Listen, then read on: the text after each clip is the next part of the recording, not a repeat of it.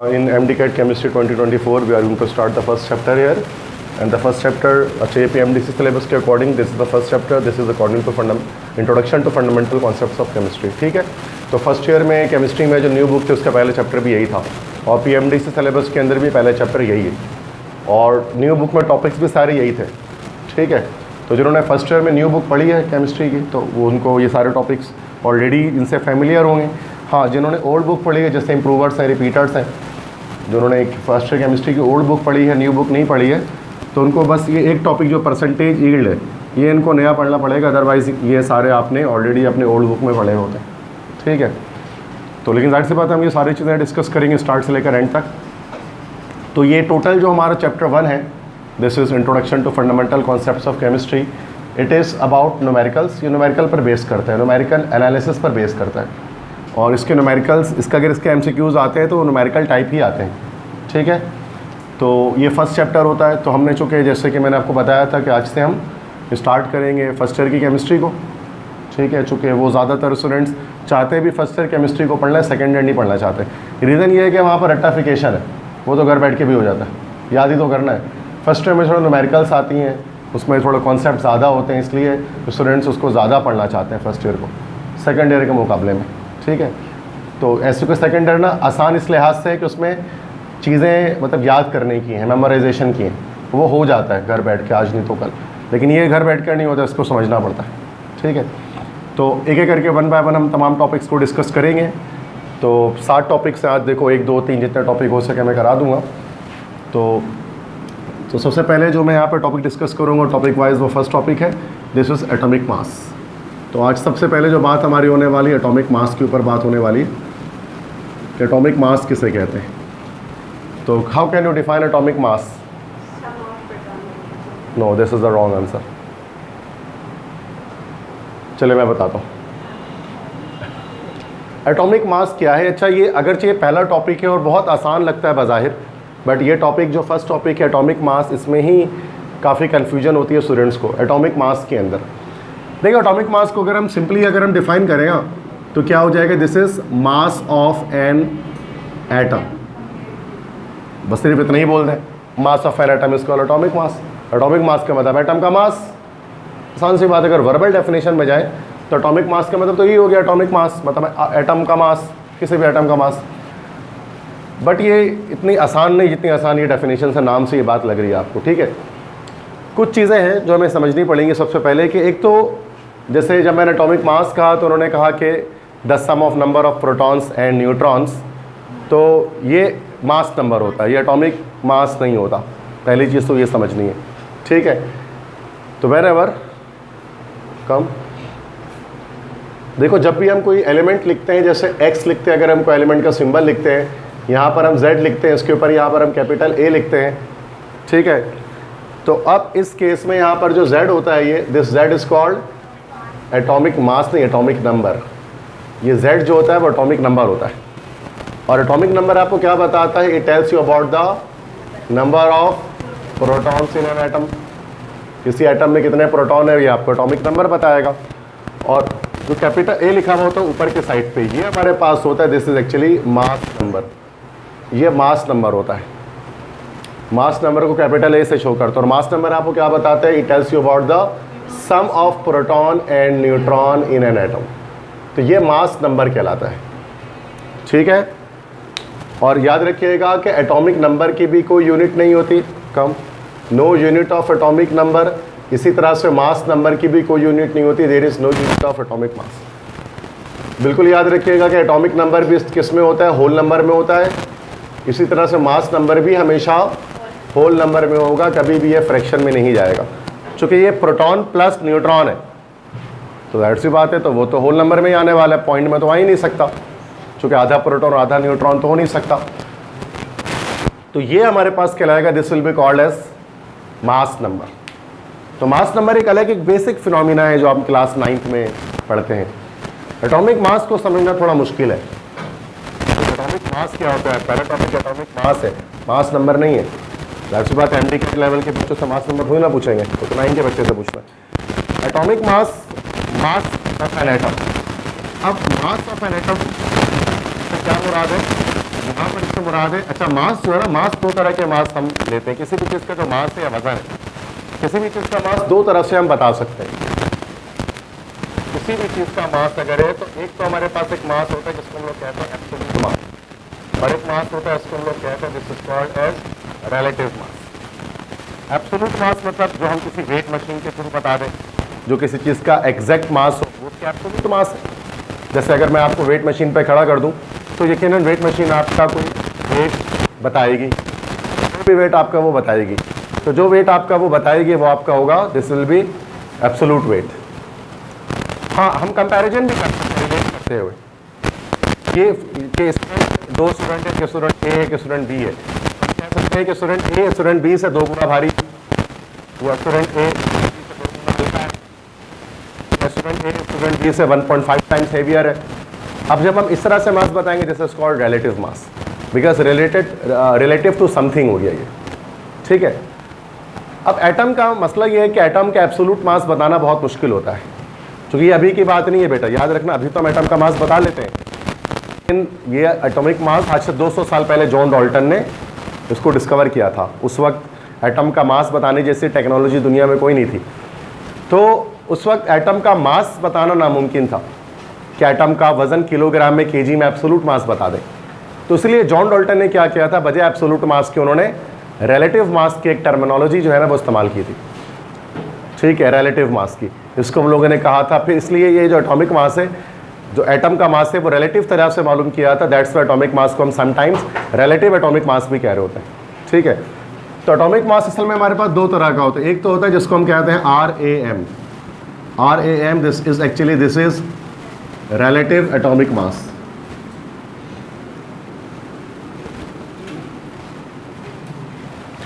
relative atomic mass, relative atomic mass क्या होता है, ये होता है mass of an atom compared with carbon 12, ठीक है।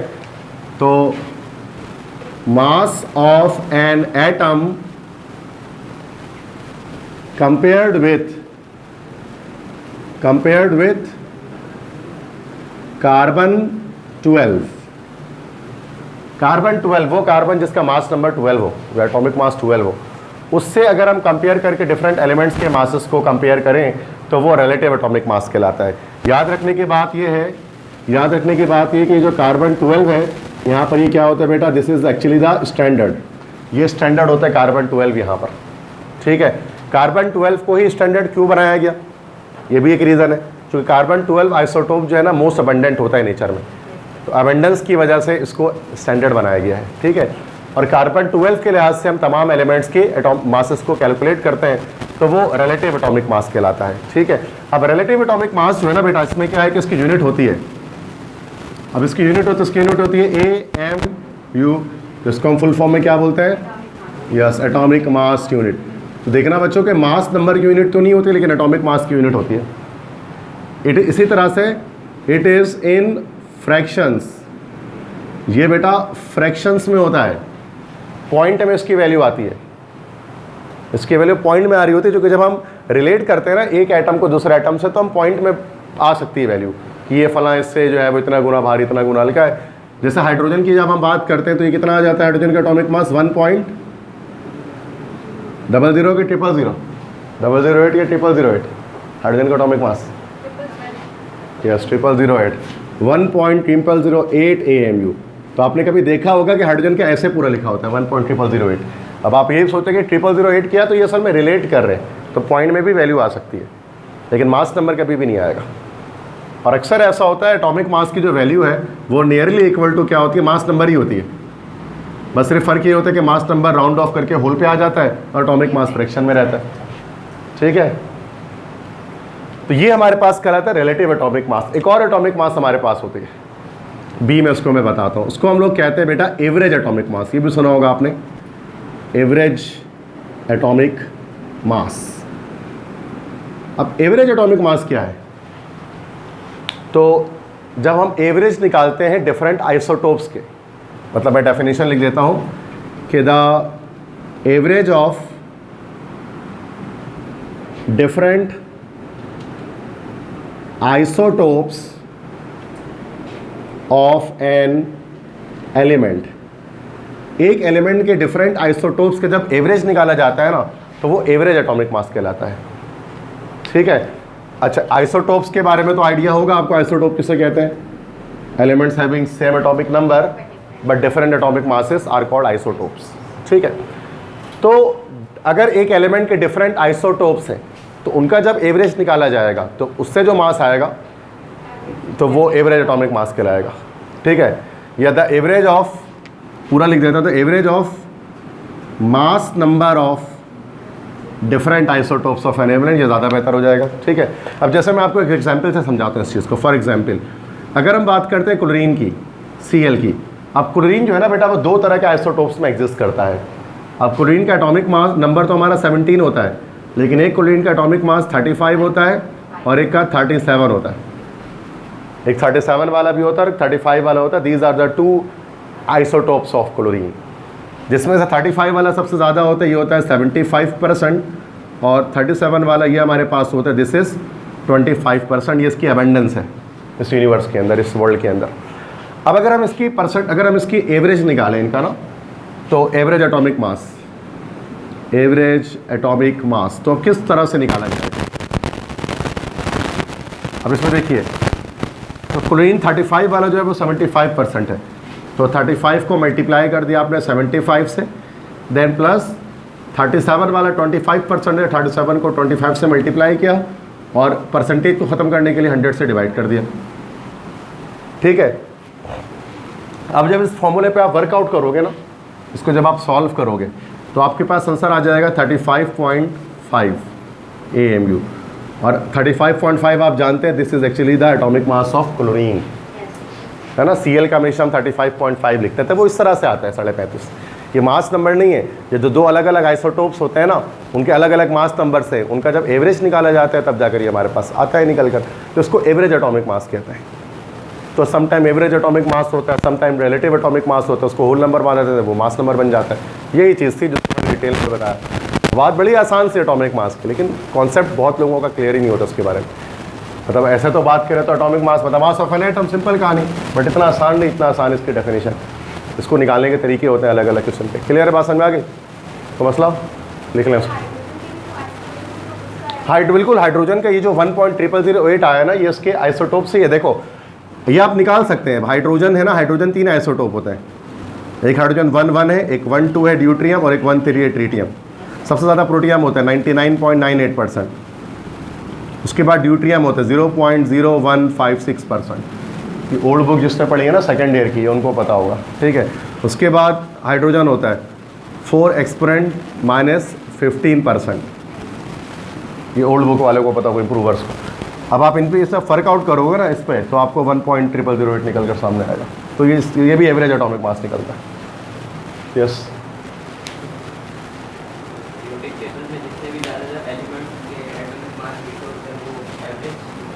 यस, वो एवरेज एटॉमिक मास होते हैं। बिल्कुल, डिफरेंट जितने भी एलिमेंट्स हैं उनके आइसोटोप्स के लिहाज से निकालते हैं।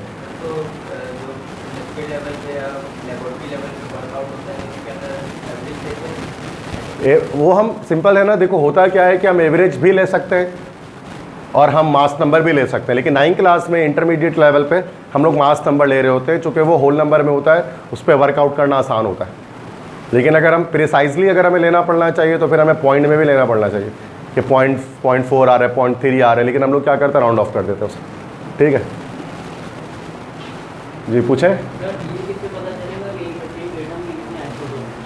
हाँ, ये चीज़ आपको ना उससे नहीं, मतलब ये चीज़ नेचर में है ना, इस चीज़ को कोई फॉर्मूले के थ्रू हम लोग नहीं बता सकते कि आइसोटोप्स, नंबर ऑफ आइसोटोप्स कितने, मतलब फॉर्मूला देखकर या ग्रुप देखकर आप नहीं अंदाजा लगा। टिन के 10 आइसोटोप्स होते हैं एसएन के, अब टिन के 10 आइसोटोप्स हम फॉर्मूले देखे तो नहीं पता लगता। हाइड्रोजन का 3 होता है। तो ये चीज़ें आपको याद करनी पड़ती है, मेमोराइजेशन की। वैसे पूछते नहीं आपको इसके बारे में, लेकिन इसका कोई फॉर्मूला नहीं है निकालने का कि मैं एलिमेंट दूँ आपको बिस्कैंडियम का बताओ और आप बता दें कितना है। ये मैंने भी याद किया होगा, आपको याद करने की नीड ही नहीं है। याद कर सकते हैं उसको, अगर आप गूगल वगैरह से अगर आप करोगे सर्च तो आपको मिल जाएंगे, बट इसकी नीड ही नहीं है, चूँकि 118 एलिमेंट है, सबके आइसोटोप्स अलग अलग हैं, किसी के 1, किसी के 2, किसी के 1 है, 1 भी नहीं है। बोले बिल्कुल, आर्टिफिशियल भी हो सकता है, रेडियो आइसोटोप आर्टिफिशियली भी हो सकते हैं, जिसमें हम बॉम्बार्डमेंट करते हैं। बिल्कुल कर सकते हैं, हाँ बिल्कुल। जैसे यूरेनियम में हम लोग करते हैं ना, हमने पढ़ा होगा न्यूक्लियर रिएक्टर में ब्रीडर, उसमें हम लोग वो न्यूट्रॉन बम्बार्डमेंट करके अनस्टेबल कर रहे होते हैं किसी एटम को, ताकि वो फ्यूजन प्रोसेस में इन्वॉल्व हो जाए। ठीक है, okay. So now we have the second topic here, molecular formula and empirical formula. ये समझते हैं क्या चीज़ होती है। देखिए भाई, सबसे पहली चीज़ तो फार्मूला।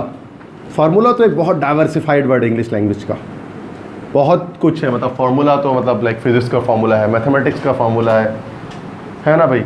फार्मूला 1 रेसिंग कार्स होती हैं, तो फार्मूला तो बहुत सारे वर्ड है।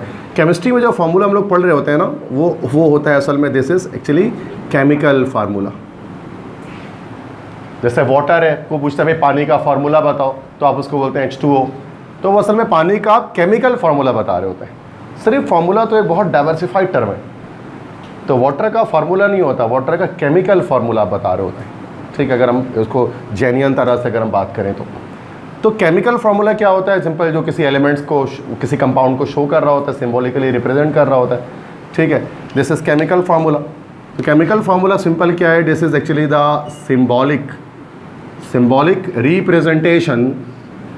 symbolic representation of a compound, है ना भाई। कोई भी कंपाउंड है, अगर आप इसको सिंबॉलिकली रिप्रेजेंट कर रहे हैं, this is called a chemical formula. For example, water का H2O, कार्बन डाइऑक्साइड का CO2, ग्लूकोज का H12O6, और कई एक कंपाउंड, कई एक फार्मूले, लिस्ट है पूरी इसकी तो एक लंबी। तो केमिकल फार्मूला जो है ना बेटा हमारे पास, वो दो तरह के केमिकल फार्मूले को दो तरह से बताया जा सकता है। There are 2 ways. एक हमारे पास कहलाता है, this is called molecular formula. एक कहलाता है मॉलिक्यूलर फार्मूला, और दूसरा हमारे पास कहलाता है एम्पेरिकल फार्मूला। ये दोनों ही बेटा याद रखना है, केमिकल फार्मूला की टाइप्स हैं। ये है दोनों ही केमिकल फार्मूला, ठीक है। लेकिन दो तरह से बताया जा सकता है केमिकल फार्मूले को, molecular formula, empirical formula. Empirical formula को ही समटाइम्स हम लोग क्या कहते हैं भाई? सिंपलेस्ट। यस, इसी को कहा जाता है सिंपलेस्ट फार्मूला। तो उर्दू में अगर कहें तो ये हो गया सादा तरीन फार्मूला। ठीक है, सादा तरीन, सिंपलेस्ट फॉर्म में होता है। अब फ़र्क क्या है मॉलिक्यूलर फार्मूला एम्पेरिकल फार्मूला में? बहुत बेसिक बात है कि मॉलिक्यूलर फार्मूला जो है ना, वो आपको बताता है किसी भी कंपाउंड के अंदर actual number of atoms of each element present in a compound. ठीक है, तो ये आपको सिंपल बताता है एक्चुअल नंबर, इस वर्ड पे फोकस करना है, actual number of atoms of each element in a compound. एक कंपाउंड में जितने भी एलिमेंट्स हैं उनके एक्चुअल नंबर ऑफ एटम्स बताता है कि एक मॉलिक्यूल में कितने एटम्स होंगे हर एलिमेंट के। ठीक है, इसी तरह से लेकिन एम्पेरिकल फार्मूला आपको एक्चुअल नंबर नहीं बताता, बल्कि क्या बताता है? सिंपलेस्ट रेशो कह लो, या हम सिंपल ये कह रहा हूँ, relative number of atoms of each element present in a compound. सही है भाई।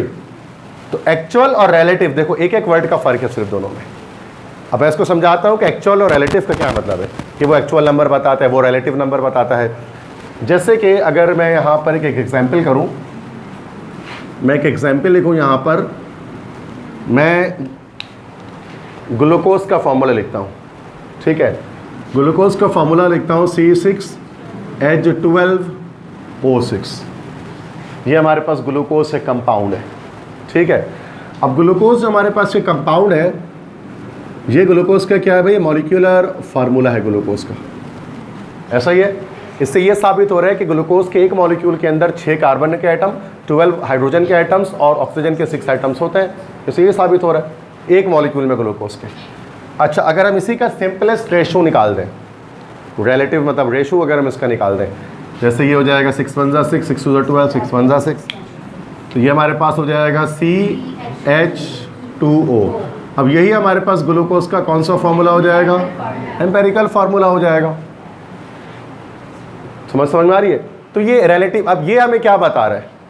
अच्छा, ये तो हमें फर्स्ट मॉलिक्यूलर फार्मूला बता रहा था एक्चुअल नंबर ऑफ एटम्स, लेकिन जो एम्पेरिकल फार्मूला है ये हमें बस ये बता रहा है कार्बन के ग्लूकोज के एक मॉलिक्यूल के अंदर कार्बन, हाइड्रोजन और ऑक्सीजन के जो नंबर ऑफ एटम्स हैं उनके बीच का रेशियो 1:2:1 है। क्या मतलब ये ना रेशोस में बता रहा है, ये आपको एक्चुअल नहीं बता रहा, लेकिन ये ज़रूर बता रहे हैं कि कौन किससे कितना ज़्यादा कौन किससे कितना कम है। रेशो वाइज बात कर रहा है, रिलेटिव नंबर बता रहा है, ठीक है। इसलिए इसको सिंपलेस्ट फार्मूला कहते हैं, सादा तरीन फार्मूला कहते हैं। किसी एक नंबर से डिवाइड करने से आ जाता है ये। अच्छा, ऐसा भी ज़रूरी नहीं होता कि हर कंपाउंड का जो है वो एम्पेरिकल फार्मूला एग्जिस्ट करे, ऐसा ज़रूरी नहीं होता, ठीक है। अब मिसाल के तौर पे जैसे कि अगर हम एक एग्जांपल लेते हैं एक और, C12H22O11, ये हमारे पास शुगर है। This is actually the molecular formula of sugar, sucrose भी जिसको हम कहते हैं। अब आप इन तीनों नंबर्स को किसी एक टेबल से कट आउट नहीं कर सकते। You can not divide these 3 numbers with a single table, whole number में तो नहीं कर सकते कम से कम, ठीक है। तो जाहिर सी बात है कि अब अगर हम इसकी बात करें तो इसको अब चूँकि तीनों को सेम नंबर से नहीं काटा जाता, 12, 22, 11, एक टेबल से तीनों नहीं काट सकते, तो इसलिए जो C12H22O11 यही इसका हमारे पास एम्पेरिकल फार्मूला भी हो जाएगा। तो कुछ सब्सटेंस ऐसे होते हैं जिनका मॉलिक्यूलर एम्पेरिकल सेम होता है, जो डिवाइड ही नहीं हो रहे होते, जैसे सक्रोज है। हर कंपाउंड का एम्पेरिकल फार्मूला निकले ऐसा ज़रूरी नहीं है, ठीक है, याद रखिएगा। अच्छा, और बात मैं बताता हूँ आपको, ये बात भी समझ में आ गई होगी आपको। एक और बात मैं आपको बताता हूँ कि we always write empirical formula of ionic compounds. ये तो मैं अभी कोवेलेंट की एग्जांपल्स आपको दे रहा था ना। आयनिक कंपाउंड्स की बात करेंगे तो याद रखिएगा आयनिक कंपाउंड्स का भी एम्पेरिकल फार्मूला नहीं होता, चूँकि आयनिक कंपाउंड को लिखा ही एम्पेरिकल फार्मूला में जाता है, उसको मॉलिक्यूलर में हम लिखते ही नहीं है कभी भी। मिसाल दे, मैं आपको इस बात को साबित करता हूँ। देखो, नमक की अगर हम बात करें, सोडियम क्लोराइड की, तो नमक का क्रिस्टल होता है क्यूबिक शेप में। ये यूनिट सेल बना रहा हूँ, ठीक है बेटा, ये नमक का एक यूनिट सेल मैंने, एक क्रिस्टल मैंने ड्रॉ कर दिया। और यहाँ पर अगर आप देखेंगे तो 4 सोडियम होते हैं, 4 क्लोरीन होते हैं। मैं रेड कलर से जैसे कि सोडियम बना लेता हूँ, इसी तरह से होता है हर किनारे पर यूनिट सेल सोडियम, और क्लोरीन को ग्रीन से बना देता हूँ। वैसे भी क्लोरीन ग्रीन कलर की गैस होती है, तो एक क्लोरीन यहाँ, एक क्लोरीन यहाँ, एक क्लोरीन यहाँ, एक क्लोरीन यहाँ, ये बना आपका NaCl, सोडियम क्लोराइड का एक क्रिस्टल बना, ये पता ही है बात सबको। अब अगर हम इसका मॉलिक्यूलर फार्मूला निकालेंगे ना, तो क्या निकलेगा? एक क्रिस्टल की बात करेंगे तो Na4 और Cl4 यही निकलेगा ना। लेकिन कभी ज़िंदगी में नमक का फार्मूला हम ऐसे नहीं लिखते, हम इसको कट कर देते हैं एक टेबल से। तो मॉलिक्यूलर तो हमारे पास क्या निकल जाता है इसका एम्पेरिकल फार्मूला? NaCl, इसलिए हम इसको NaCl लिखते हैं। समझ में आ गया? क्योंकि एक क्रिस्टल में तो 4 सोडियम और 4 क्लोरीन, तो Na4Cl4 होना चाहिए। NaCl कैसे हो सकता है ये? जब हम एक कोवेलेंट कंपाउंड की बात करते हैं तो जब बॉन्डिंग कर रहे होते हैं तो जितना एटम्स होता है सबके नंबर को हम शो कर देते हैं जब, तो आयनिक कंपाउंड में हम ऐसा क्यों नहीं करते? तो आयनिक कंपाउंड में हमेशा हम जो है वो एम्पेरिकल फार्मूला यूज़ करते हैं, ठीक है। तो ये चीज़ है, तो ये पॉइंट याद रखने की चीज़ है। इसके बाद आप कन्वर्जन किस तरह से करते हैं मॉलिक्यूलर फार्मूला से एम्पेरिकल फार्मूला में, ये भी बता दूँ जो आपके न्यूमेरिकल्स में काम आ जाएगा, ठीक है। याद रखिएगा कि हमेशा मॉलिक्यूलर फार्मूला जो है ना बेटा, मॉलिक्यूलर फार्मूला ये बराबर होता है empirical formula multiplied by n। This formula you need to know. अगर आपको स्मॉल n की वैल्यू दी जाएगी तो आप आराम से मॉलिक्यूलर फार्मूला निकाल सकते हैं। एम्पेरिकल फार्मूला और स्मॉल n दे दिया जाए, ठीक है। जैसे कि मिसाल के तौर पे अगर मुझसे क्वेश्चन ये दिया जाए कि the empirical formula of a compound is, the empirical formula of a compound is CH2O and the value of n is 6, value of n is 6, then find molecular formula। तो जैसे ये MCQs में आगे 4 option आगे कुछ भी ABCD करके, तो मैं डायरेक्ट आंसर लिख रहा हूँ, ऑप्शन नहीं लिख रहा। तो आपको क्या करना पड़ेगा? एम्पेरिकल फार्मूला दिया हुआ है बेटा CH2O, तो आप इसको किससे मल्टीप्लाई कर दें?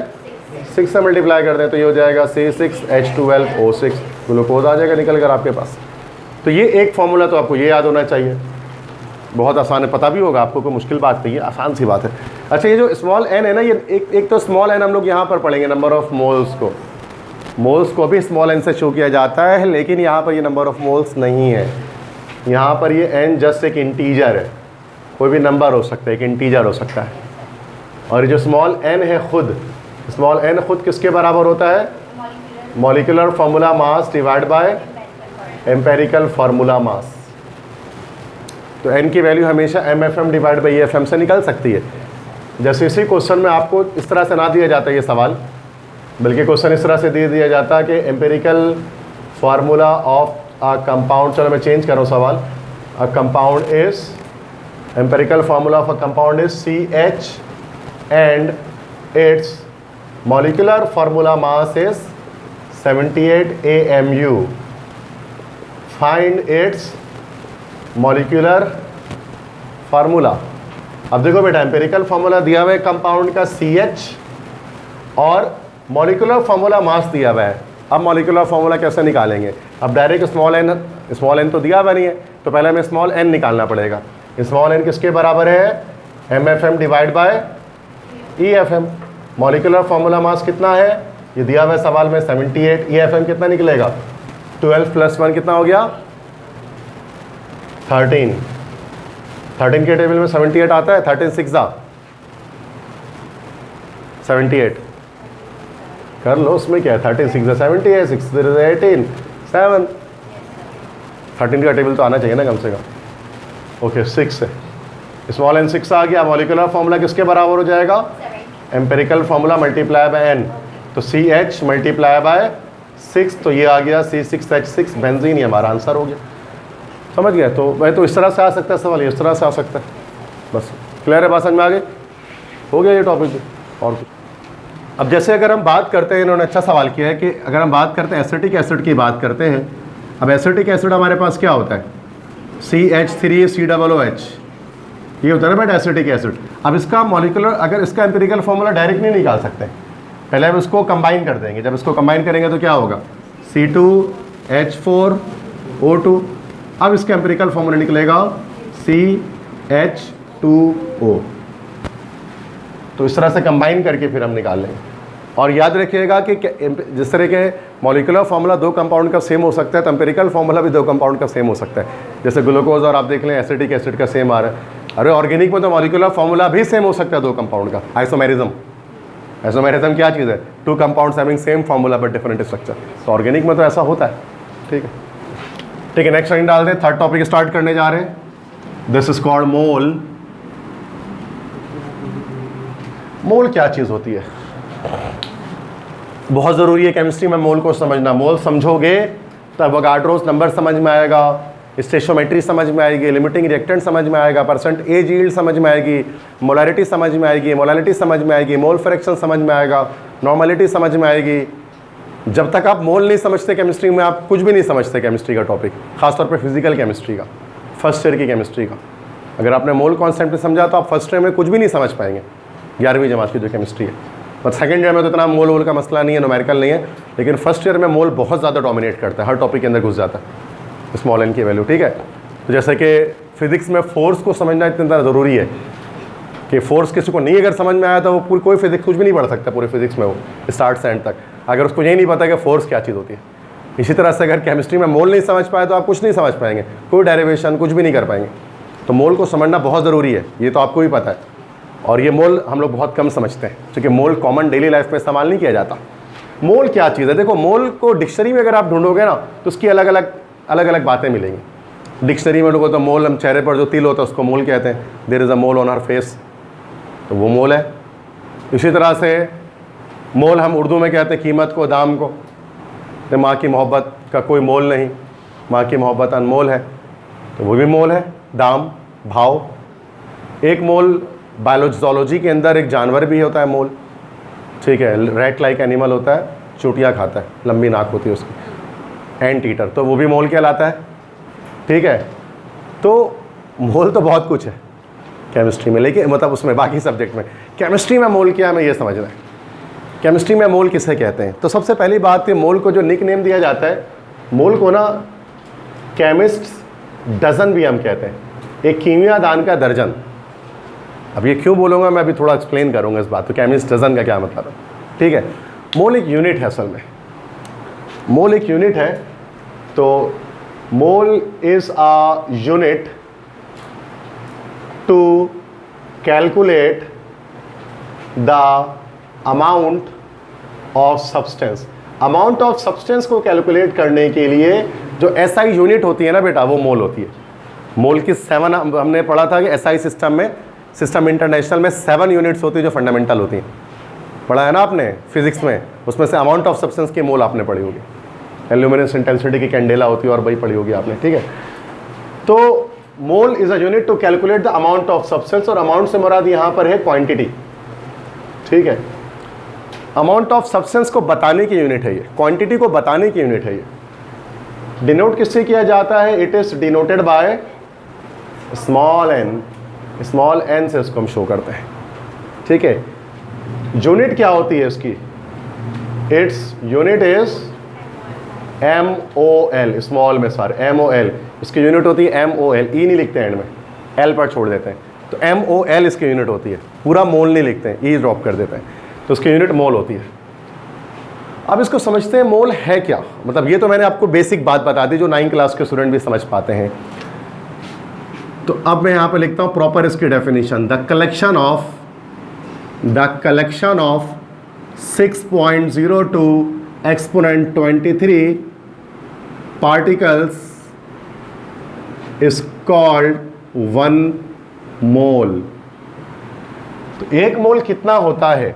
अगर आपने 6.02 एक्सपोनेंट 23, ये नंबर भी पता है, बहुत फेमस नंबर है, क्या कहते हैं इस नंबर को? Yes, this is called Avogadro's number. अगर आपने किसी भी कंटेनर में इतने पार्टिकल डाल दिए हैं तो कहा जाता है कि वो 1 मोल है, 1 मोल है। इसको डायग्राम के थ्रू मैं आपको समझाता हूँ, शायद ज़्यादा बेहतर समझ में आए।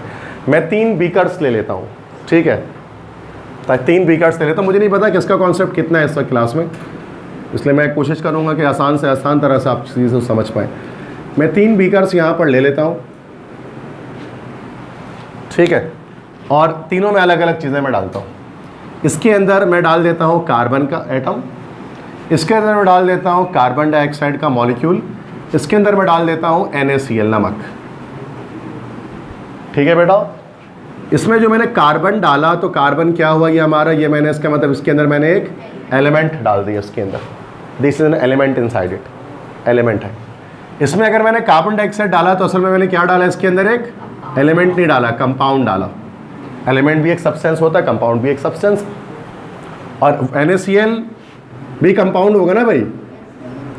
फ़र्क सिर्फ ये है कि CO2 एक कैसा कंपाउंड है, कोवलेंट, और NaCl कैसा कंपाउंड है, एक आयनिक है, तो दोनों कंपाउंड, और ये एक एलिमेंट है।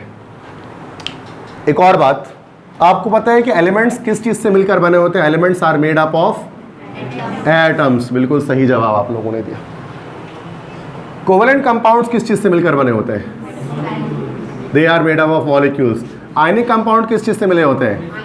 क्रिस्टल्स, क्रिस्टल्स, या हम कह सकते हैं फॉर्मूला यूनिट्स। फुल कॉन्सेप्ट बनाओ, बिल्कुल ठीक है ना। मुझे 3 बॉक्सेस के अंदर 3 अलग अलग चीज़ें डालनी है, ठीक है ना। अब मैं इसके कुछ एटम्स डाल देता हूँ, कार्बन के 12 एटम्स में इसमें ऐड कर देता हूँ, 12 एटम्स, ठीक है। 1 2 3 4 5 6 7 8 9 10 11 12। इसमें कार्बन डाइऑक्साइड के मैं 12 मॉलिक्यूल्स ऐड कर देता हूं।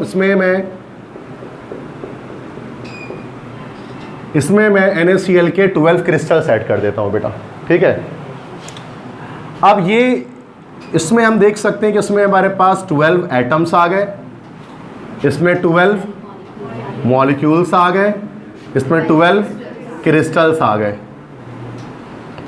तो इसको सिंपली अगर हम आम लफ्ज़ों में कहें तो इसका मतलब हमने इसमें जो एटम्स डाले हैं वो कितने डाले? 1 डज़न, 1 दर्जन डाला है। और इसमें भी हमने 1 डज़न डाला है मॉलिक्यूल्स, इसमें 1 डज़न मैंने क्रिस्टल्स डाल दिए। 1 दर्जन इसी को कहा जाता है, 1 दर्जन 12। और आपको पता है इन तीनों का मास अलग अलग होगा, क्योंकि dozen is just showing you about the quantity. 1 dozen eggs and 1 dozen oranges, 1 दर्जन एग्स हैं और 1 दर्जन ऑरेंजेस हैं, दोनों का वज़न अलग अलग होगा। हाँ होंगे दोनों 12-12, बट वज़न अलग अलग होगा। सेम इसी तरह से अगर यहाँ पर हम मोल के लिहाज से बात करूँगा तो वही वाली कॉन्सेप्ट सामने आएगा। अच्छा, अब लेकिन मसला ये है कि ना 12 एटम्स कार्बन के बहुत थोड़े होंगे, दिखेंगे भी नहीं, चूँकि एटम्स बहुत छोटे होते हैं, मॉलिक्यूल्स बहुत छोटे होते हैं। एक सुई के नोक के ऊपर 40 करोड़ एटम आ सकते हैं, सुई के नोक के ऊपर 40 करोड़ एटम समा सकते हैं। अब 12 एटम तो दिखेगा भी नहीं, इसलिए दर्जन के हिसाब से बात करना फजूल है केमिस्ट्री में। दर्जन के हिसाब से हम एग्स हो गए, बनाना है या फिर ऑरेंजेस है, इनको हम डजन के हिसाब से तो देख सकते हैं या इनको हम खरीदो फरोख्त कर सकते हैं, लेकिन एटम्स में हम दर्जन का हिसाब नहीं लगा सकते क्योंकि वो 12 बहुत कम हो जाएंगे। इसलिए एटम में एक बड़ी तादाद हम यहाँ पर देखते हैं। हम यहाँ पर अब बढ़ा देते हैं तादाद इसकी, ठीक है, तादाद हद से ज़्यादा बढ़ा देते हैं। तो इनकी तादाद बहुत ज़्यादा मैंने बढ़ा दी, मतलब इनके अंदर क्रिस्टल्स इस तरह से मैंने बहुत ज़्यादा बढ़ा दिए। अब ये 12 एटम्स नहीं है, अब ये 6.02 एक्सपोनेंट 23 एटम्स, ये है 6.02 एक्सपोनेंट 23 मॉलिक्यूल्स, ये है 6.02 एक्सपोनेंट 23 क्रिस्टल्स। अब ये तीनों जो सब्सटेंस हैं, अब ये 1 डजन नहीं रहे, कितने हो गए ये 1 mole, this is 1 mole, this is 1 mole. अब ये दिखेंगे आपको, इतने होंगे कि आपको दिख सकेंगे ये, ठीक है। तो क्या होता है, 1 मोल हम किसे कहते हैं? अगर आप किसी भी सब्सटेंस का 6.02 एक्सपोनेंट 23 पार्टिकल एक जगह रख देते हैं ना, तो उसको 1 मोल कहा जाता है। इसको केमिस्ट डजन इसलिए कहते हैं, कीमियादान का दर्जन मोल होता है, क्योंकि उसके लिए 12 के हिसाब से दर्जन नहीं चलता, वो 12 के हिसाब की वजह इस नंबर के लिहाज से वो जो है ना कैलकुलेशन करते हैं, केमिस्ट जो होता है, ये नंबर एवोगाड्रोस नंबर कहलाता है। अच्छा, और मास भी सबका अलग अलग होगा। अब 1 मोल अगर हम कार्बन कहेंगे ना बेटा, इसका मास 12 ग्राम आ जाएगा। 1 मोल कार्बन डाइऑक्साइड का मास 44 ग्राम आ जाएगा। 1 मोल NaCl का मास 58.5 ग्राम आ जाएगा। मोलर मासेस इसके अलग अलग आ जाएंगे। तो ये जैसे मैंने बताया ना कि ये क्वांटिटी की यूनिट है, ऐसे नहीं कि तीनों का मास भी अलग होगा, तीनों के नंबर ऑफ पार्टिकल्स तो सेम है, लेकिन कुछ के पार्टिकल छोटे हैं, कुछ के पार्टिकल बड़े हैं। इस वजह से क्या होगा कि तीनों का मास अलग अलग आएगा। ये मोल जो है ना, वो वजन बताने की यूनिट नहीं है, वो क्वांटिटी बताने की यूनिट है। सिर्फ क्वांटिटी, नंबर ऑफ पार्टिकल्स को बताता है ये वजन को नहीं बताता किसी तरह से। इसलिए मोल को नापने के तराजू दुनिया में ईजाद नहीं हुआ कोई कि तरके भाई ये मैं मार्कर रख दूँ और ये बता दिए मार्कर कितना मोल है। क्वांटिटी को थोड़ी ना तराजू में रख के बताया जा सकता है, इसलिए हम लोगों को मोल समझ में नहीं आता क्योंकि उसका तराजू ही कोई नहीं है। क्योंकि हम जो तराजू में नापते हैं बैलेंस में, वो किलोग्राम, ग्राम, मिलीग्राम ये नाप रहे होते हैं, ठीक है। अच्छा, अब इसी चीज़ को हम सॉल्व करना चाहें तो उसके फॉर्मूले हमारे पास है। ये तो मैंने आपको कॉन्सेप्ट दिया, मोल कॉन्सेप्ट इसको हम कहते हैं, ठीक है। अब आते हैं हम इसका फार्मूला कि सर हम किस तरह से मोल को फाइंड आउट करते हैं। तो उसका आसान सिंपल मेथड है, सिंपल इज दैट, 2 फॉर्मूले याद रखने होते हैं। मोल बराबर किसके होता है? मास अपॉन मोलर मास या molecular mass, what ever you can say, ठीक है। तो मोल का बराबर होता है मास, और मास हमेशा ग्राम में होगा। ये जो स्मॉल m है, this is actually mass in gram, kilogram में नहीं रखना होता है, मास में मास इन ग्राम होता है ये। और जो कैपिटल M है, अब इसके अंदर कोई भी मास हो सकता है। इसके अंदर एटम है तो एटॉमिक मास हो सकता है, मॉलिक्यूल है तो मॉलिक्यूलर मास हो सकता है, तो क्रिस्टल है तो फिर उसका कौन सा मास हो सकता है? फॉर्मूला मास हो सकता है। कुछ भी आ सकता है इस कैपिटल M में, ठीक है बेटा। इसीलिए मोल की यूनिट मोल तो होती ही है, इसी तरह मोल के अलावा एक और यूनिट भी लिख सकते हैं। और अब मास की यूनिट क्या होती है?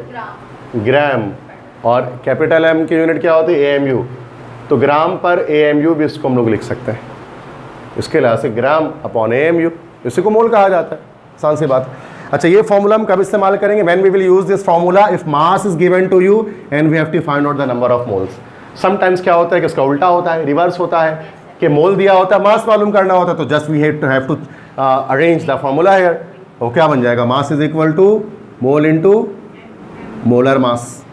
तो ये 2 फॉर्मूले हैं जिससे आपको याद करने, जिसमें मैं वर्कआउट अभी आपको कराता हूँ, ठीक है। लिखे पहले इसको, फिर एक्सरसाइज। मैं गया उसके पास ना, लाइक मैं जाता हूँ अंडे वाले के पास एक्स लेने, और मैं उसको बोलता हूँ 1 मोल एक्स दे दो, तो कितने एक्स देगा? मुझे पता है वो इतने देने होंगे उसको एक्स। तो फिर दुनिया से भी जमा कर लेगा तो इतने नहीं होंगे, सही बात है ना भाई। या मैं उसको ऑरेंज वाले के पास जाऊँ, give me 1 mole of oranges, तो उसको इतने ऑरेंज देने पड़ेंगे। तो कहाँ से लाएगा इतना? पूरे पाकिस्तान में इतना नहीं होगा 6.02 एक्सपोनेंट 23, ठीक है। इसलिए डेली लाइफ में इसका कुछ भी इस्तेमाल नहीं है। दुनिया में क्या चीज़ है जो इतनी होगी क्वांटिटी के लिहाज से? कुछ भी नहीं होगी। इसलिए हम सिर्फ नंबर ऑफ पार्टिकल्स के लिए ही मोल को इस्तेमाल कर रहे होते हैं। डेली लाइफ में दर्जन का हिसाब करते हैं, और एक ग्रॉस भी होता है, GROSS ग्रॉस। 12 मतलब 12 पीस हो गया तो 1 दर्जन, और 12 दर्जन हो गया तो 1 ग्रॉस, उसको हम कहते हैं 1 ग्रूस भी कहा जाता है, ग्रॉस भी कहते हैं। इससे ऊपर हम नहीं जाते, मतलब छोटे छोटे कारखाने वाले दर्जन के हिसाब से करते हैं, ग्रॉस के हिसाब से काम कर रहे होते हैं। मतलब मोल के हिसाब से तो वर्क कर ही नहीं सकते ना, वो इतना प्रोडक्शन हो ही नहीं सकता कंपनी में कि वो इतनी अमाउंट में कोई चीज़ बना कर निकाले। अगर बनाना शुरू कर दे तो क्या पता मोल में वो भी बात करे कि 1 मोल कपड़े हमने तैयार कर लिए या 1 मोल प्रोडक्ट तैयार हो गया, जाकर उठा लो, बट ऐसा आज तक हुआ नहीं है, इसलिए डेली लाइफ में इसकी एप्लीकेशन नहीं है। आपने कहा इसका कोई बैलेंस मतलब apparatus नहीं है, तो केमिस्ट इसको कैसे कैलकुलेट करते हैं? फॉर्मूले की मदद से, लाइक दिस। मतलब थ्योरेटिकली काम होता है? नहीं, प्रैक्टिकली नहीं होता, थ्योरेटिकली। हम फॉर्मूला तभी तो लिखते हैं, अंदाजे के मुताबिक है, बिल्कुल। फॉर्मूला गलत भी हो सकता है। अच्छा, मैं आप अच्छा सवाल करो ना। देखो पहली बात तो ये, चलो ये भी आपने अच्छा सवाल किया। ये नंबर हमारे पास है एवोगाड्रोस नंबर। 1 मोल में किसी भी सब्सटेंस के 1 मोल में कितने पार्टिकल होंगे? अब मैंने कार्बन ले लिया 12 ग्राम। 12 ग्राम कार्बन कितना होगा? 1 चम्मच होगा, हद से ज़्यादा 1 चम्मच होगा। उस 1 चम्मच कार्बन जो मैंने कार्बन लिया है उसमें स्पून में, उसमें इतने एटम्स होंगे। ये किसने कैलकुलेट किया था? एवोगाड्रो नाम के साइंटिस्ट ने, एक इटालियन केमिस्ट था एमिडियो एवोगाड्रो, उसने किया था। कैसे किया था? सवाल तो ये पैदा होता है।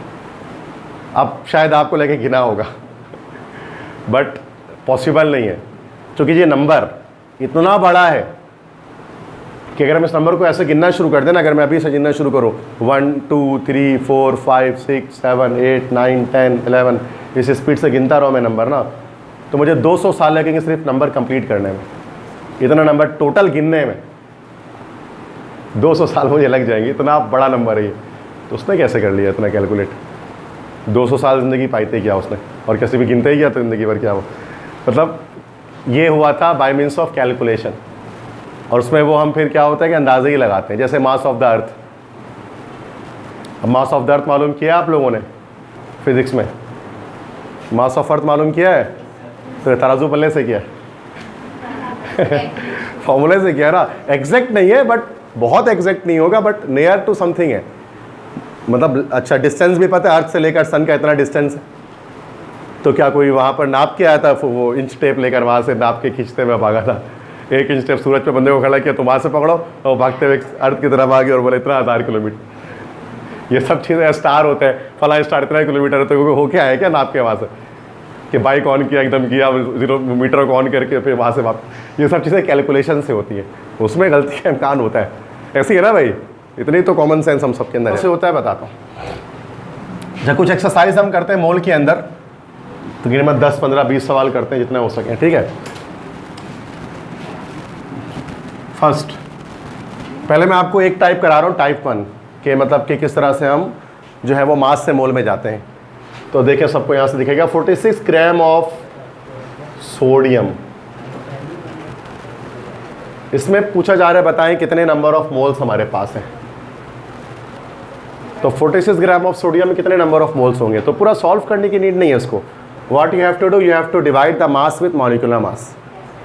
तो you have to divide, how you can divide? 46 divide by sodium का एटॉमिक मास कितना होता है? 23। कितना आ गया हमारे पास? ये 2 1 ये 1 और 2 का रेशो आ रहा है। 23 1 23, 23 2 46, 2 मोल आ गया। ये हमारा आंसर हो गया, समझ गए? हमेशा फ्रैक्शन में आएगा, इजी होल नंबर में डिवाइड हो रहा होगा, इसके लिए कोई ट्रिक लगाने की ज़रूरत नहीं होगी। एक और सवाल देखिए, सेकंड, अगर आपको बेटा 20 ग्राम ऑफ कैल्शियम दे दिया गया है और बोला जा रहा है बताएं इसमें कितने नंबर ऑफ मोल्स हैं, तो 20 को डिवाइड किससे करेंगे? 40 से। तो ये हमारे पास क्या आ जाएगा? 0.5 मोल आ जाएगा। सिंपल, कोई कैलकुलेटर नहीं चाहिए, ठीक है। क्वेश्चन 2 हो गया। क्वेश्चन 3, अगर आपको दिया गया है 11 ग्राम ऑफ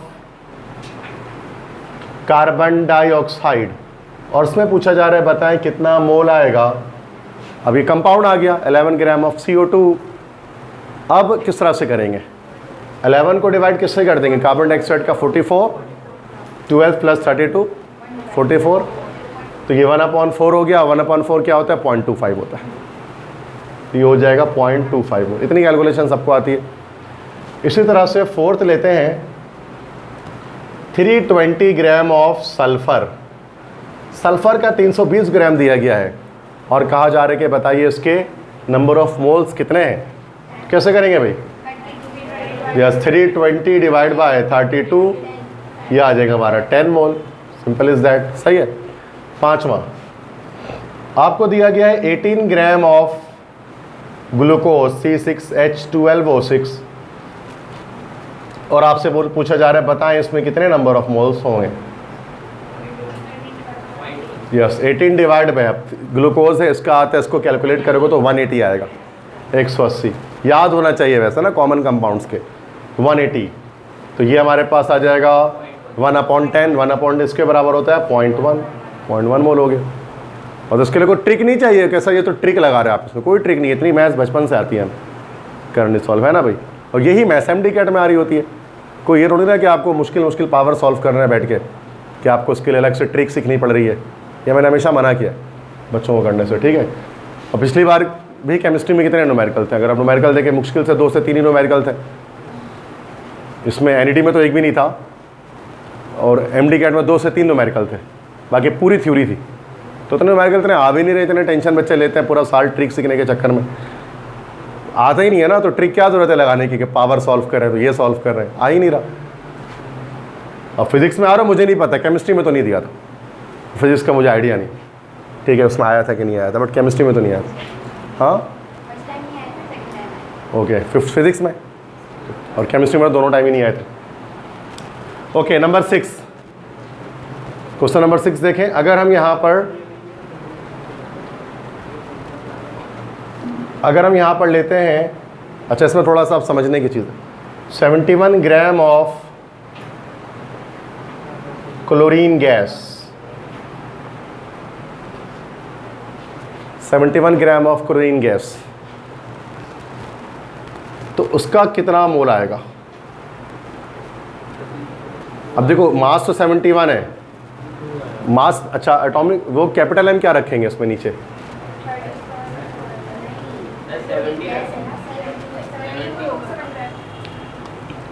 35.5 रखेंगे। यस, चूंकि क्लोरीन गैस है, gases are always in diatomic state, बिल्कुल Cl2।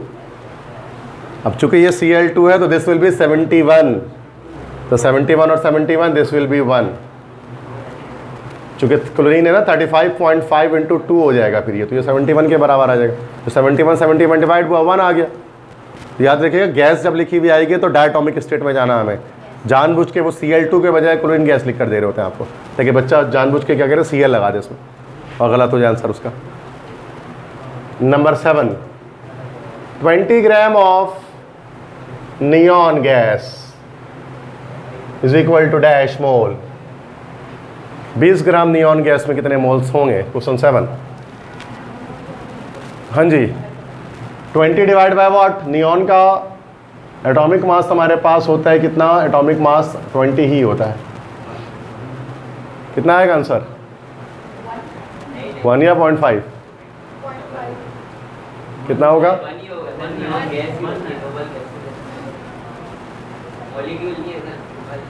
हाँ ये यहाँ पे देखो ये भी कंफ्यूजिंग है, 20/20 इज इक्वल टू 1 मोल। अब आप बोलोगे सर यहाँ क्यों नहीं किया आपने, यहाँ तो आपने किया 2 से मल्टीप्लाई, यहाँ पे भी 40 होना चाहिए था, ये है ना भाई। तो उसकी याद रखिएगा कि जो गैसेस होते हैं ना, हाँ बिल्कुल, जो गैसेस है ना हमारे पास, गैसेस 2 तरह के हमारे पास हैं, कुछ वो है जो हमारे पास कहलाते हैं डायटोमिक गैसेस, और कुछ हमारे पास मोनोएटॉमिक गैसेस हैं, ठीक है। डायटोमिक भी है, मोनोएटॉमिक भी है। डायटोमिक गैसेस कौन से, जैसे सारे मतलब जितने भी 8 ग्रुप को छोड़ के H2, O2, N2, F2, Cl2, ये सारे हमारे पास डायटोमिक गैसेस हैं। और मोनोएटॉमिक कौन से हो जाएंगे, सारे 8 ग्रुप वाले, क्योंकि वो बॉन्डिंग ही नहीं करेंगे, that's helium, neon, argon, krypton, xenon, radon, they all are monoatomic gases. इसलिए कभी इनके अगर नाम में गैस लिखा हुआ है तो उसको हम वही छोड़ देंगे, 2 नहीं लगाएंगे उसमें, रिएक्शन करेंगे नहीं, बॉन्डिंग ही नहीं करेंगे। तो इसलिए यहाँ पर अगर आप थोड़ा शार्प दिमाग चलाना पड़ेगा कि अगर नोबल गैसेज आ जाएँ तो उस सूरत में हम उसको 2 नहीं लगाते, उसमें डायरेक्टली आंसर आएगा, ठीक है जी। This is number 7।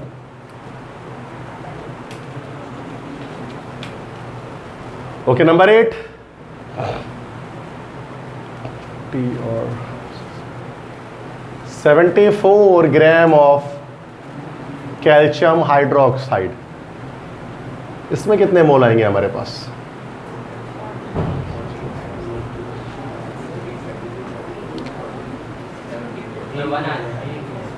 वन आ जाएगा दोबारा, चूंकि 74 ही आएगा। कैसे करा आपने? देखो 40 यहाँ हो गया, और ये देखो 40 तो यहाँ हो गया, 40 प्लस हो गया इससे, है ना, ये हो गया 16 + 1 17, 17 2 34, और 34 + 40 74। ये आप वर्बली करेंगे, अपने जहन में ही करेंगे, या आप रफ पेज मिलेगा उसमें भी कर सकते हैं, वर्बली भी किया जा सकता है। तो पहला ब्रैकेट को ना, तो 16 + 1 17, 17 2 34, 34 + 40 74, 74/74 1, सही है। बट डिवाइड ही तो करना है, नॉट अ बिग थिंग, ठीक है। मतलब मुश्किल भी मैं आपको बता दे रहा हूँ ना, कि ऐसा नहीं कि आसान आसान तो कोई भी कर लेता है। Number 9, 143 gram of MgSO4.7H2O is equal to dash mole. क्या नाम है इस कंपाउंड का? हाँ 1 आएगा। क्यों? मैं भी थोड़ा चालाक वाक़ई हूँ, मैं भी थोड़ी चालाकी दिखाता हूँ, हर बार मैं एक आंसर नहीं देता।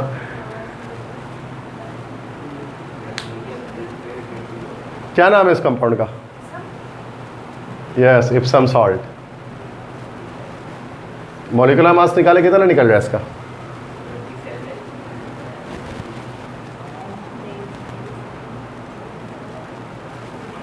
अब तो वर्बली नहीं हो रही है। मॉलिक्यूलर मास निकालें इसका, MgSO4.7H2O का, देखिए कितना आ रहा है।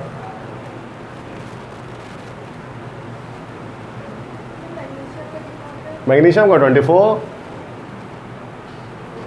सल्फर का 32, ऑक्सीजन का 16, हाइड्रोजन का 1। 170। गलत निकाल लो अल्लाह के बंदे, गलत मॉलिक्यूलर मास निकाल रहे हैं आप।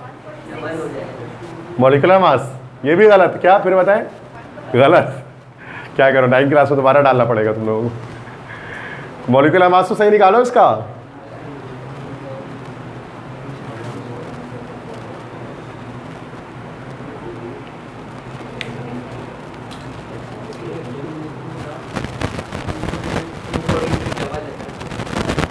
तो फिर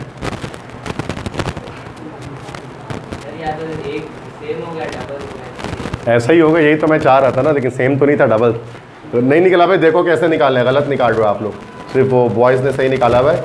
MgSO4.7H2O लिखा हुआ है ना बेटा, ये तो सिंपल हमें पता है, मैग्नीशियम सल्फर से प्लस होगा, ऑक्सीजन 4 से मल्टीप्लाई होगा। याद रखने के बाद ये डॉट मतलब होता है प्लस, डॉट का मतलब प्लस है, मल्टीप्लाई नहीं है। यहाँ डॉट से अच्छा, ये जो वाटर होता है उस वाटर का खास नाम होता है, क्या होता है ये? Yes, this is water of crystallization, जो क्रिस्टल की फॉर्मेशन करता है। हाइड्रेटेड क्रिस्टल है ना ये, एप्सम सॉल्ट है, हेप्टाहाइड्रेटेड। तो ये डॉट मतलब यहाँ पर प्लस होगा, मल्टीप्लाई नहीं होगा, तो प्लस लगाया यहाँ पर। अगली गलती जो आप करते हैं, 7H2O में जो 7 सिर्फ हाइड्रोजन के साथ नहीं है, इस पूरे के साथ है। तो अभी हो जाएगा 7, उसके बाद H × 2 प्लस ऑक्सीजन, 7 इस पूरे के साथ आ रहा है, उसके बाद आप प्लस कर लो, दैट इज़ 24 + 32 + 16 × 4 + 7, फिर ये 1 × 2 + 16, ओवरऑल कैलकुलेट करोगे आ जाएगा 246 AMU। 102 मिनट लगेंगे, आ जाएगा आंसर, मसला नहीं है। अब जब जाहिर सी बात है, जब ये 143 को डिवाइड करेंगे 246 से, तो ये हमारे पास आंसर आ जाएगा 0.5 मोल, क्योंकि 143 अब कैसे पता लग रहा है, क्योंकि इसका डबल हो रहा है, 1 का डबल 2 4, सॉरी गलत कर दिया ना मैंने, सॉरी मैंने सवाल ही गलत दिया, मुझे सवाल कुछ और चाहिए था। 1 मिनट, 123 ना, 123 ग्राम। अब सही आ रहा है ना, 0.5 आएगा, डबल हो गया ना ये। मतलब डबल हो रहा होता है, हाफ हो रहा होता है, 10 टाइम 4 टाइम यही चल रहा होता है। ऐसे तो वरना आप जाहिर सी बात है 143 आता तो फिर कैलकुलेट करना पड़ जाता। सही है, क्वेश्चन 9 हो गया। ये लास्ट क्वेश्चन करेंगे फर्स्ट वाले टाइप में।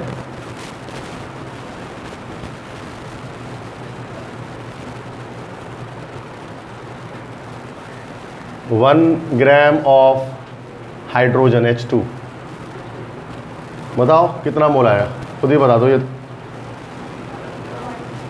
1 ग्राम ऑफ हाइड्रोजन कितना आ जाएगा, 1/2, दैट्स 0.5 मोल। सही है।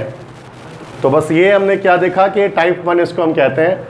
टाइप 1 में क्या होता है कि मास हमें गिवन हो तो हम किस तरह से उसको मोल में कन्वर्ट करेंगे। तो जो भी मास गिवन है उसको एटॉमिक मास या मॉलिक्यूलर मास से डिवाइड कर दो and you will be having your answer. With in seconds ये किया जा सकता है, ठीक है। अच्छा, क्वेश्चन 11 अगर हम यहाँ, अच्छा अब इसका रिवर्स करते हैं। अगर हम टाइप 2 में आते हैं कि मोल से मास की तरफ आते हैं तो ये तो ज़्यादा आसान है। 2 मोल्स ऑफ, अगर मैं 2 मोल्स ऑफ सिलिकॉन ले लूँ SI तो बताए कितना ग्राम होगा। Now we have to multiply mole into molar mass. तो 2 मल्टीप्लाई बाय सिलिकॉन का कितना होता है 28 होता है। तो 2 इंटू 28 कितना हो गया ये हमारा 56 ग्राम। इसी तरह से अगर मैं ले लूँ 0.5 मोल्स ऑफ कार्बन कितना होगा बताइए, कितने ग्राम होगा 0.5 मल्टीप्लाई बाय 12 तो ये कितना हो गया हमारा 6 ग्राम आ गया। अगर मैं ले लेता हूँ 0.25 मोल्स ऑफ कैल्शियम कार्बोनेट ये कितने ग्राम हो जाएगा, मल्टीप्लाई करना पड़ेगा है ना, ठीक है, मोल से मास।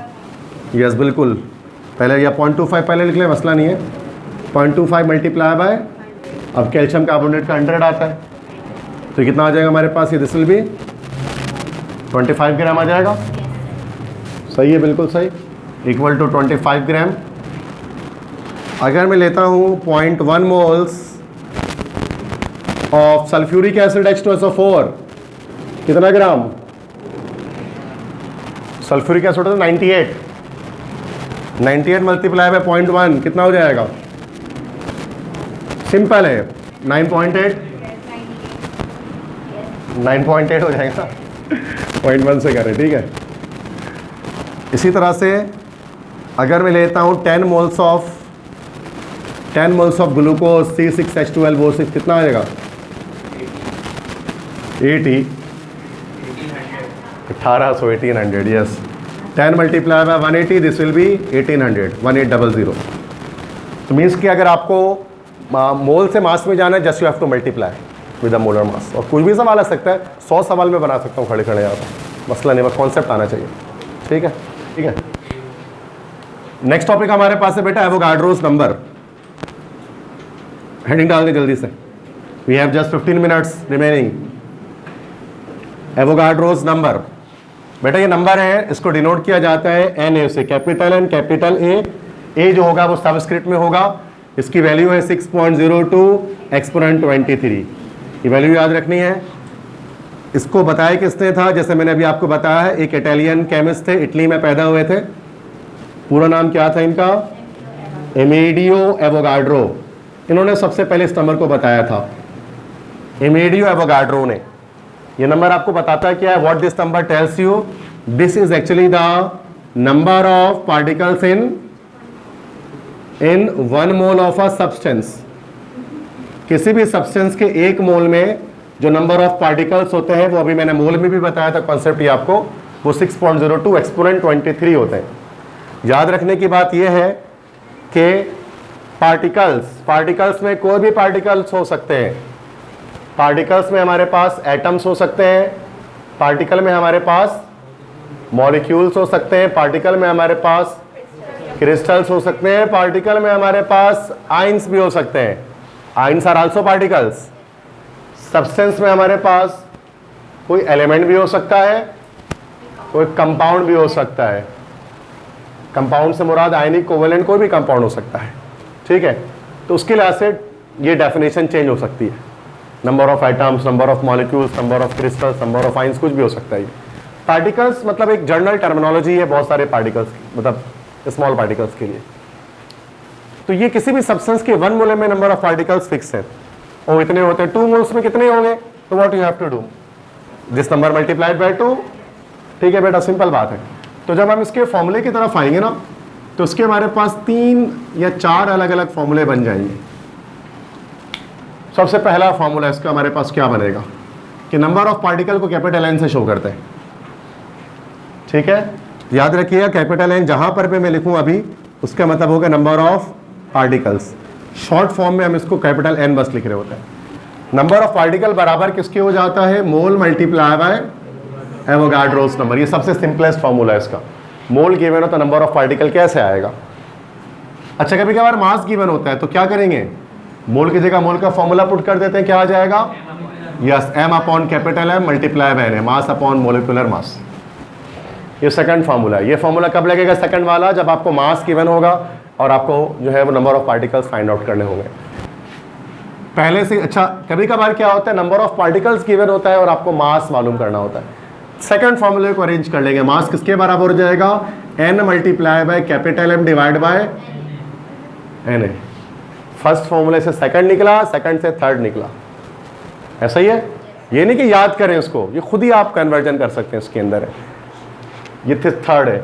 अच्छा फोर्थ फॉर्मूला हम यहीं से पहले से निकाल सकते हैं कि अगर आपको नंबर ऑफ मोल दिया जाए, नंबर ऑफ पार्टिकल मालूम करना हो, सॉरी नंबर ऑफ पार्टिकल दिया जाए, मोल मालूम करना हो, तो फिर ये कैसे आ जाएगा हमारे पास, yes number of mole equal to N upon N A. बस ये चार तरह से हम इस फॉर्मूले को घुमा सकते हैं अलग अलग। वैसे ऐसा नहीं है कि सारे आते हैं, ज़्यादातर फर्स्ट सेकंड फार्मूला ही आ रहा होता है, लेकिन थर्ड फोर्थ भी निकल सकता है मैथमेटिक्स के रूल से, तो ऐसा नहीं है मतलब। और अगली बात, चूंकि कैलकुलेटर अलाउ नहीं है, what you have to do, आपको एन की ना अलग अलग वैल्यूज याद करनी पड़ेंगी। एन के फ्रैक्शनल वैल्यूज आपको याद करनी पड़ेगी। जैसे एन हमारे पास कितना है 6.02 एक्सपोनेंट, अगर मैं आपसे कहूँ 0.5 एन ये कितना हो गया, इसका हाफ 3.01 एक्सपोनेंट। अगर मैं आपसे कहूँ 0.25 एन ये हो जाएगा 1.505 एक्सपोनेंट 23। अगर मैं आपसे कहूँ 2 एन इसको 2 से मल्टीप्लाई किया 1.204 एक्सपोनेंट 24। अगर मैं आपसे कहूँ 3 एन ये हो जाएगा 1.806 एक्सपोनेंट 24। अगर मैं आपसे कहूँ 4 एन ये हो जाएगा 2.408 एक्सपोनेंट 24। अगर मैं आपसे कहूँ 10 एन ये हो जाएगा, बस पावर एक बढ़ जाएगा, तो 6.02 एक्सपोनेंट 24। अगर मैं आपसे कहूँ 0.1 एन पावर एक कम हो जाएगा, एक्सपोनेंट 22। ये सारे माइंड में होने चाहिए, इसके अलावा नहीं आता आंसर इसका नंबर ऑफ पार्टिकल का। एमडी कैट में आता है तो नंबर ऑफ पार्टिकल का आंसर यही आ सकता है, इसमें से कोई एक। ऑप्शन में भी यही नंबर डले होते हैं, मतलब हमें एग्जैक्ट पता होना चाहिए कि एन हाफ हो रहा है तो इतना होगा, डबल हो रहा है तो 3 टाइम हो रहा है तो इतना होगा। कैलकुलेटर जहाँ अलाउ नहीं है वहाँ की बात करो, जहाँ कैलकुलेटर अलाउ है वहाँ तो मसला ही नहीं है, कैलकुलेटर में डालो आ जाएगा। एनईडी जैसे, ठीक है, वाहिद यूनिवर्सिटी एनईडी जहाँ कैलकुलेटर अलाउ है, अदरवाइज कहीं नहीं है पूरे कराची में। नहीं नस्ट में भी अलाउ नहीं है, क्या हो गया, बिना कैलकुलेटर ही करना है, नस्ट है बेटा। सिर्फ एनईडी अलाउ करते हैं, कैलकुलेटर और कोई नहीं करता है, ठीक है। और एनईडी भी कब, अच्छा एनईडी में भी कुछ टीचर मना करते हैं, सुना होगा ना कि वो कैलकुलेटर नहीं चलाओ, मतलब ले लिया जाता है। कुछ लैब्स के अंदर कैलकुलेटर ले लेता है, हाँ, तो वो मतलब के वहाँ पर अलाउ है, लेकिन फिर भी टीचर को लगता है कि शायद नहीं है, क्योंकि पूरे पाकिस्तान में क्या अलाउ नहीं है ना, उनको खुद नहीं पता होता हमारी यूनिवर्सिटी में कैलकुलेटर अलाउ है। तो बच्चों से ले लेते हैं कैलकुलेटर।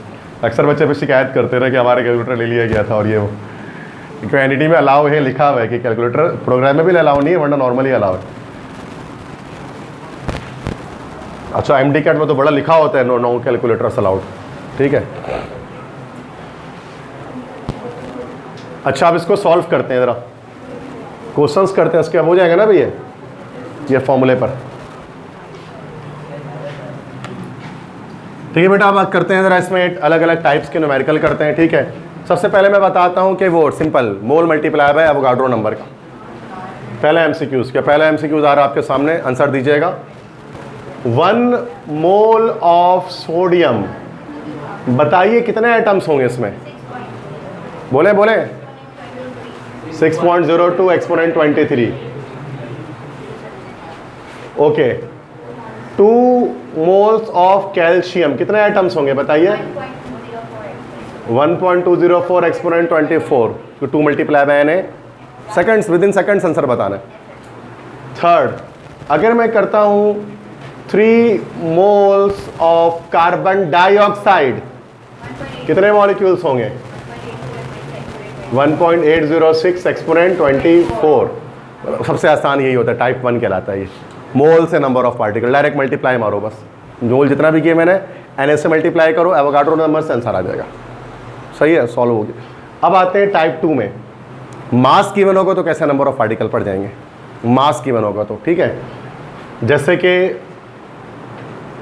अगर मैं यहाँ पर लिखता हूँ 88 ग्राम ऑफ, सॉरी 88 नहीं, सॉरी, मैं यहाँ पर लिखता हूँ जैसे कि हाँ 128 gram of sulphur dash atoms, बताइए ज़रा। अब इसके लिए पूरा प्रोसीजर है, डायरेक्ट बता रहे हो 1 to 8, तो क्या प्रोसीजर होगा? 128 mass upon 32 multiply by 6.02 exponent 23, 32 1 32, 32 4 128, ये हो जाएगा 2.408 एक्सपोनेंट। समझ में आ गई बात?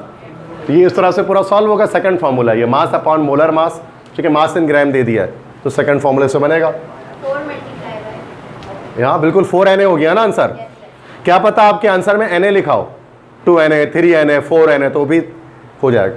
क्या पता वैल्यू लिखी हो पूरी, किसी भी तरह से आता है एंटी टेस्ट में।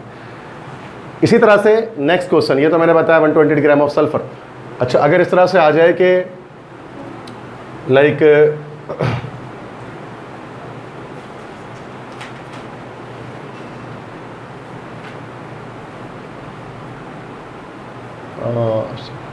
3.5 ग्राम ऑफ लिथियम, इसमें बताएं कितने एटम्स होंगे?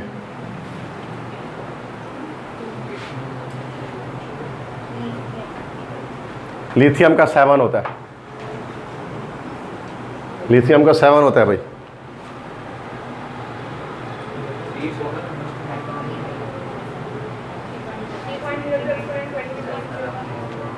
चलिए ये आ जाएगा हमारे पास हाफ, ऐसे देखो ना 3.5 और 7 हाफ का रेशन है। हाफ जब आ जाएगा तो हाफ जब 6.02 से मल्टीप्लाई 3.01 एक्सपोनेंट 23, 3 इसी जो मैंने बताया ना बेटा उसी फ्रैक्शन में आएगा, उसके आगे पीछे नहीं जाएगा सवाल, पर ऐसे ही आ रहा होता है, ठीक है। अब बोलो सर 3.29911 आ गया तो क्या करेंगे? तो नहीं आता, अल्लाह के बंदे क्यों टेंशन ले रहे हो सर, फिर कैसे होगा? आते ही नहीं तो क्यों करेंगे उसको, ऐसे आएगा इसी तरह से मल्टीपल्स की फॉर्म में, ठीक है। अब मुझे शौक भी नहीं मुझे कराने का कि मैं आपको ट्रिक्स कराऊँ, उसकी ज़रूरत ही नहीं है। नेक्स्ट देखो, अब कंपाउंड भी आ सकता है, ज़रूरी नहीं कंपाउंड भी आ सकता है। अगर आ गया 11 gram of CO2 carbon dioxide, कितने मॉलिक्यूल्स होंगे? गलत जवाब दे रहे हो, गलत जवाब। हाँ 0.25 1.505 हो गया। ये क्या हो गया? इतनी जल्दी भी नहीं देना आंसर, 2 मिनट का टाइम होता है आपके पास, ठीक है। 1.5 चुके 0.5 हो गया ना, ये 11/44 0.5 हुआ, 0.5 को से मल्टीप्लाई किया, दिस आंसर। अच्छा 7th क्वेश्चन, अगर आ जाए 35.5 ग्राम ऑफ क्लोरीन गैस और आपसे पूछे बताओ कितना मॉलिक्यूल है, बताइए ज़रा। यस हाफ हो जाएगा, तो ये हो जाएगा 3.01 एक्सपोनेंट 23। तो 35.5 डिवाइड बाय 71 करेंगे, जो कि Cl2 आ गया क्लोरीन गैस, जो भी पीछे बताया था। 8 अगर आपके पास गया 2 ग्राम ऑफ हीलियम गैस, कितने एटम्स? दिमाग खराब हो गया 2/4 2/4 आएगा ना, तो 0.5 है ना, 3.01। क्योंकि इसमें He सिर्फ He रखेंगे ना, और He का कितना होता है? 4 होता है एटॉमिक मास हीलियम का।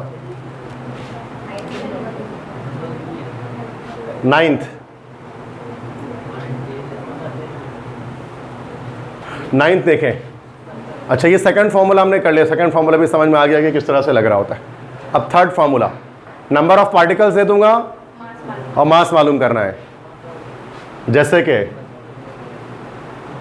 3.01 एक्सपोनेंट 23 एटम्स ऑफ जैसे कि ऑफ कैल्शियम, बताइए कितना ग्राम होगा?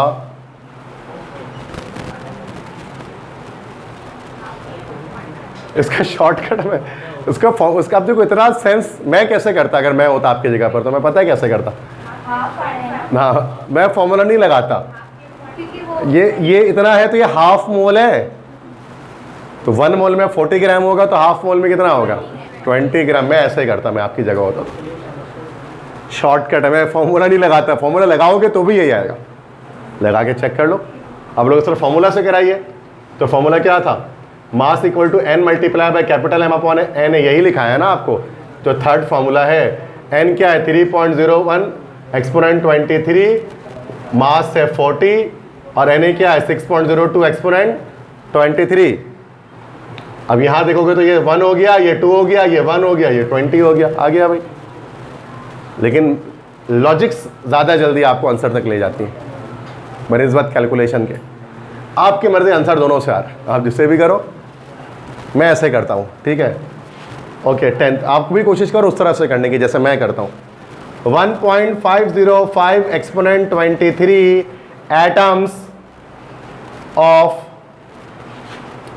एटम्स ऑफ हीलियम, बताओ कितना ग्राम होगा। है क्या कर रहे हो अल्लाह के बंदे, ग्राम पूछ रहा हूँ।